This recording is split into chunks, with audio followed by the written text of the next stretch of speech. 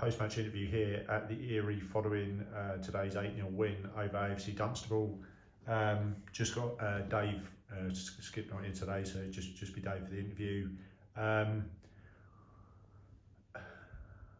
don't really know where to start, to be honest. Obviously, a great result for us to get 3 points. I guess probably the message in the dressing room before the game would have been to make sure we don't slip up today, because we have had our struggles against sides at the wrong end of the table this season. But I felt today, as soon as we get our noses in front, we never really looked like dropping points. No, I agree. The message really was, look, well, first of all, we not rested, but we started everybody that was on the bench last week. Took Alex out, took Rio out, took Jack out, had a great game last week. Took Connor out, so he changed the side quite a bit to freshen it up, if you like, but more important to get lads playing. And the word was exactly as you sort of put it. The word was that we have to win it. We have to win the game. I said in the change room I'll take 2-0 at the moment, because just winning the game is important to keep the pressure on the other sides. But more important is to get out on the front foot and want to win, because it's, you know, we've had it too often where people look at teams where they're in the league and the performance isn't good enough. Today I thought we was on the front foot from minute one. Scored early, which helps. In fact, scored 2 early, I think, which helps, and that's probably relaxed us. And we just kept going at them. And the truth is, first half, we've scored 5, could have been more. Should have been a 6 with a penalty, which I wasn't happy about them changing who took it. And second half, we felt like, it seemed to me that we were just camping around the edge of their box, but we were wasteful. That's the thing. There were plenty of crossing the box. There was opportunities in a 6-yard box that we don't take. I think the goalkeeper's probably made 4 or 5 saves that you probably don't even know he's made, if I'm honest. Yeah? We hit the post a couple of times, or woodwork a couple of times. Look, it's very difficult. We're 1-8-0, and you asked me a couple of seconds ago, and it felt like we didn't achieve enough, if I'm honest with you. You know, it felt a bit like a pre-season friendly, didn't it? Like it almost had shades of, there wasn't a lot on it for both teams, where obviously there was for us. Yeah.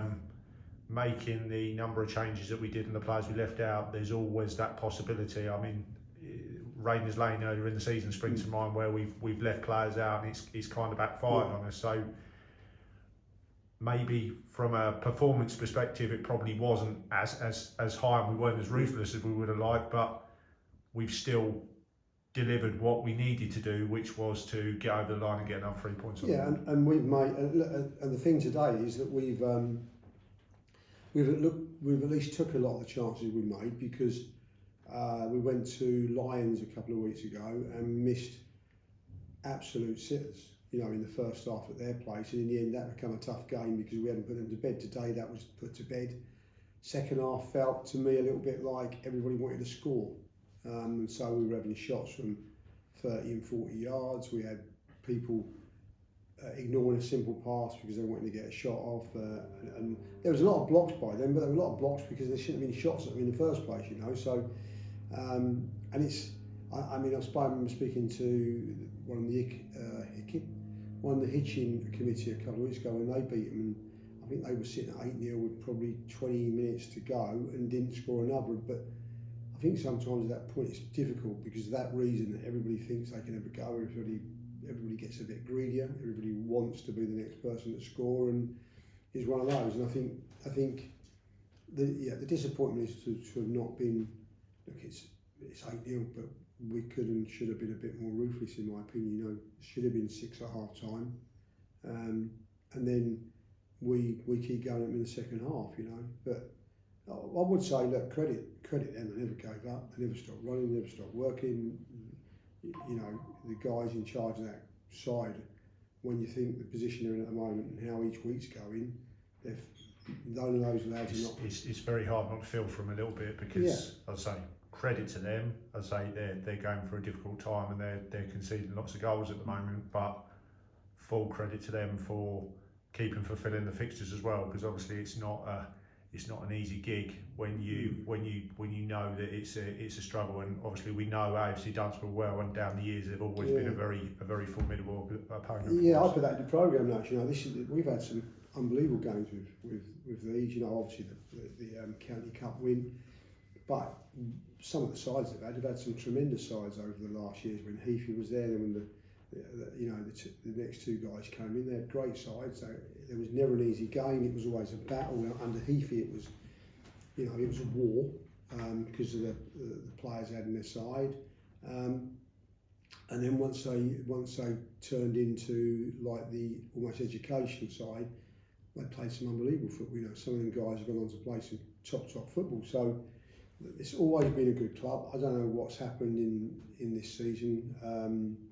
And it is a shame because we're going to lose them. And I never minded a trip over to Creasy Park. It's a nice trip for us in terms of distance, and for 90% of the time it's a decent surface, so it's always suited us.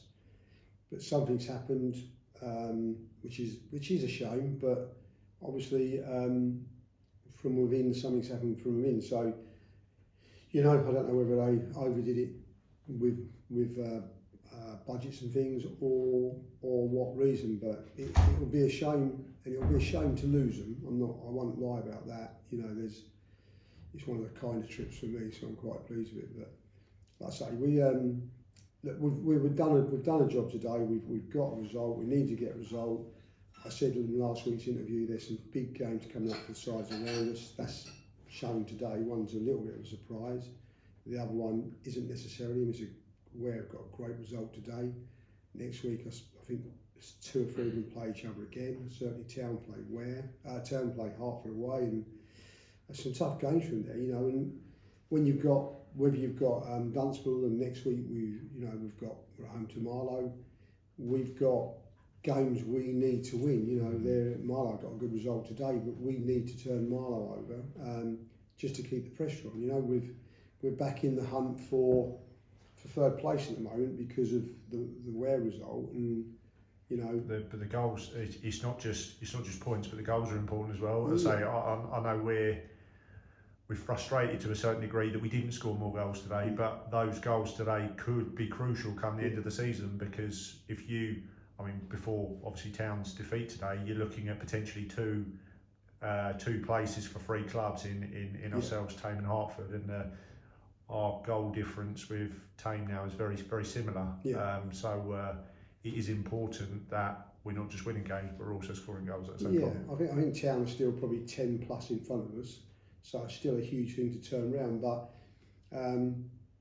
they're under pressure now with games for points. At one stage with them, within 3 points in front of us, and we can only catch them if they slip up. Well, they've come unstuck today on the 3G at Ware, and they're going to go to the 3G at Hertford next week. So it's going to be that's a tough trip for anyone. Hertford want to stay in the top 5 to be in the playoffs, so that'll be some game, and we wouldn't mind watching that one myself. But there are some big games coming up. I believe Tame have got some big games coming up as well. So but we can only do what we do.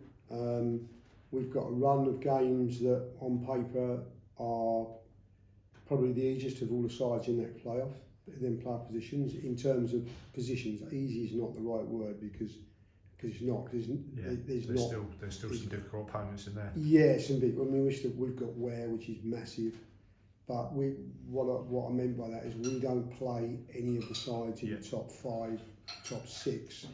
Ware being the highest side, and that'll be tough because Paul can put the best side in the league out at any point, and I know when we went there and beat them at their place, he had bucket loads of injuries, so it could be that they're starting to put a run together because their players are back, and we may find ourselves with a completely different game to that one over there at their place. But we're still in that position that we've still got a run of games that are certainly slightly more favourable to us than the run that the other guys in that top 5 have got. Just finally as well, 2 obviously of our players have reached milestones over the last week or so. Alex, 150 goals.